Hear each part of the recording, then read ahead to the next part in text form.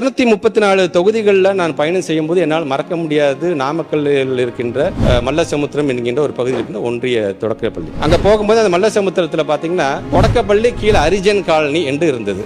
அந்த பகுதியை சார்ந்திருக்கின்ற மக்கள் அது வழக்கு தொடர்ந்தாங்க. வழக்கில் வெற்றி பெற்ற பிறகு நான் நம்முடைய மாண்பு தமிழ்நாடு முதலமைச்சர் சொன்னேன், இந்த மாதிரி ஒரு இது வந்திருக்குன்னா உடனடியாக ஜியோ போட்டது ஜியோ காப்பி ஒரு கையில் எடுத்துக்கிட்டு நேரடியாக அந்த ஸ்கூலுக்கு போட்டு கருப்பு மையம் எடுத்து அந்த அரிஜன் என்கின்ற பேரை காலையை அழிச்சிடுவா என்று சொன்னார் தமிழ்நாட்டோட முதலமைச்சர். இன்றைக்கு காமன் ஜியோவாகவும் ஒட்டுமொத்தமாக தமிழ்நாட்டில் எங்கெல்லாம் இந்த மாதிரி அரிஜன் இந்த காலனி என்று இருக்குதோ அதை தூக்கி எறிகின்ற அளவிற்கு நாங்கள் அதை செய்யவிருக்கிறோம் என்பதை நான் பேரவைத் தலைவர் வாயிலாக நான் தெரிவிக்க நான் கடமைப்பட்டிருக்கின்றேன்.